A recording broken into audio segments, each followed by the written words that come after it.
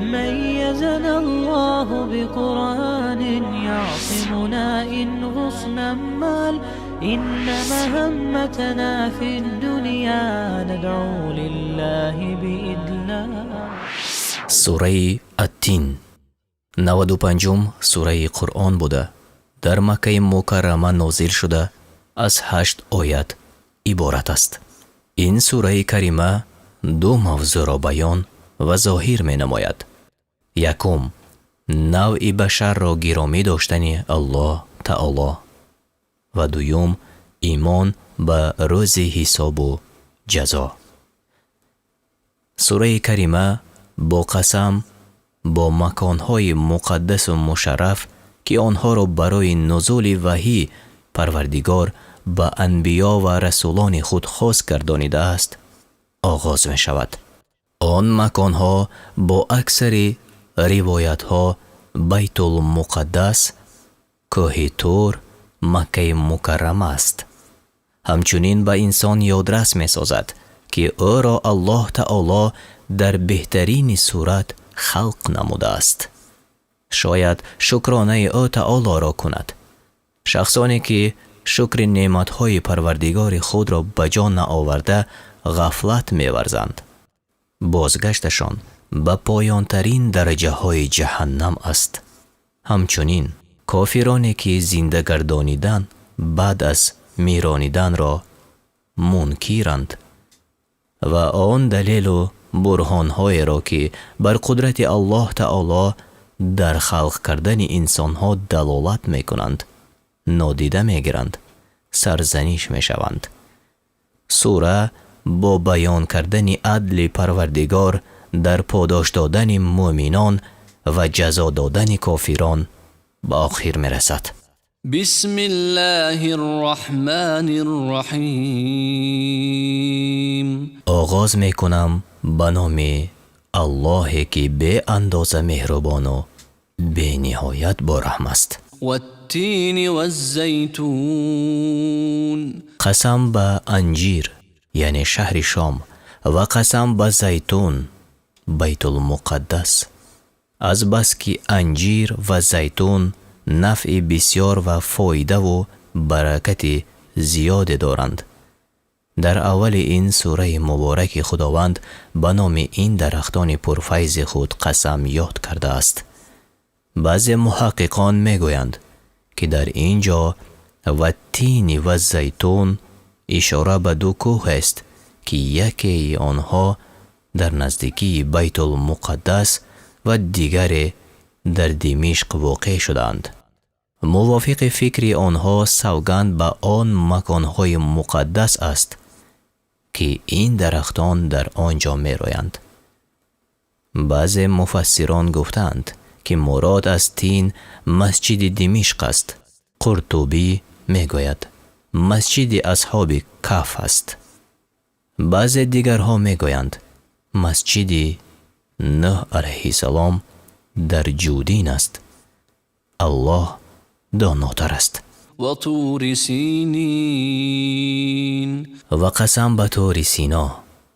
طور سینا کوه است که الله تعالی در آنجا موسی علیه السلام را به همکلامی خود مشرف گردانید، یعنی به واسطه با او علیه السلام راست گفت.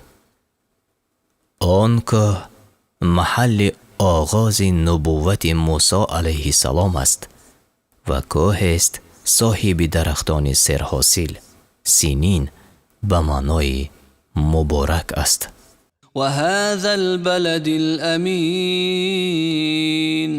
قسم به شهر یعنی مکه که جای امن و امان است. پروردگار مکه مکرمه را شهر امن نامیده است. هر کسی به این شهر درآید خودش و مال و ملکش در امان است. در این شهر سرور کائنات محمد صلی الله علیه و سلم تولد شدند و در آنجا پیغمبریشان آغاز شد. الله تعالی آیات‌های بسیار قرآنی عظیم و شان را به پیامبر صلی الله علیه و سلم در این شهر فرستاده است. تکرارا میخواستیم قید نماییم که هر اشیا، حادثه و یا مکانی که خداوند با آن قسم یاد کند به بزرگی و اهمیت مخصوص آن تاکید است. آیت نوبتی جواب قسم است. لقد خلقنا الإنسان في أحسن تقويم. هر آینه آدمی را در نیکوترین صورت آفریدیم. یعنی این همه مکانهای مقدس شاهد است که به تحقیق ما انسان را با چه زیبایی و جمال آفریده ایم و در آفرینش او چقدر خوبی های ظاهری و باطنی نهاده ایم. یعنی خداوند انسان را قامت راست، اعضاهای متناسب زیبا، عقل و تمیز، علم، نطق و دیگر عضو و خصلت‌های ضروری داده است. همین خیل باشد هم. ثم رددناه اسفل سافلین. پس او را به مرتبه فروتر از همه فروتران گردانیدیم. در این آیت خداوند خبر داده است که انسان را در اسفل السافلین یعنی پسترین جایگزین نمودیم، زیرا انسان به این نعمتهای ما ناسپاسی نمود، شکر آن را بجا نآورد، امر ما را قبول و اجرا نکرد، طاعت و عبادت هایی که برای او خاص گردانیده بودیم به جای نآورد. خداوند فرشتگان را آفرید، به آنها عقل داد، اما نفس و هوای و هوس نداد. آنها از خوردن و آشامیدن، علاقه جنسی و کارهای دیگر نفسانی پاکند. از همین سبب آنها دائم به عبادت الله تعالی مشغولند و کارهای گناه از آنها صادر نمی شود. برعکس این خداوند به حیوانها عقل نداده است. در آنها خوردن و نوشیدن حرص جنسی هست، عقل نیست. بنابراین آنها به عبادت وظیفه‌دار نیستند و برای کارهای کردهشان جوابگو نیستند. اما انسان در بین مخلوقات پروردگار از همه مرکبتر است. در او عقل هم هست، نفس و حرص هم. انسان به خوراک و آب و علاقه جنسی کردن محتاج است. در نتیجه اگر انسان عقل دادگی خداوند را در جایی که رضای الله در آن است کار فرماید، مرتبهش از بعض فرشتگان هم بلند می شود. برعکس اگر هوای و حرص و نفسی حیوانی را از عقل بالا گذاشته با خواهش نفس خود کار کند، چون این انسان از حیوان هم بدتر است. چنانه که اشاره شد او در اسفل سافلین یعنی در پایان ترین قسم دوزخ که جای بدکاران است جایگیر می شود. إلا الذين آمنوا وعملوا الصالحات فلهم أجر غير ممنون. مگر کسانی که ایمان آوردند و کارهای شایسته کردند، پس آنها را ثواب به حساب است.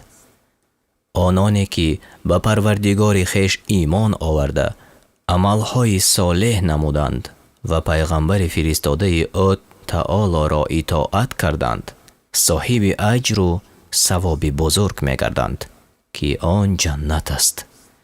آن جنت دار و سرای پرهیزگاران است. نعمتهای جنت اصلا تمام نمی شوند. فما يكذبك بعد بالدین. پس بعد از این چی چیز تو را به دروغ شماریدن روز جزا وادار کرد؟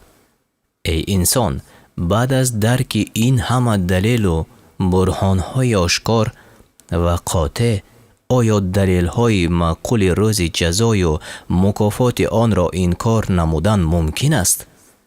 حالا آن که قدرت الله تعالی در نزد شما از نور مهتاب دیده روشن‌تر است، آیا همه عملهای مردم به مکافات و جزا میماند؟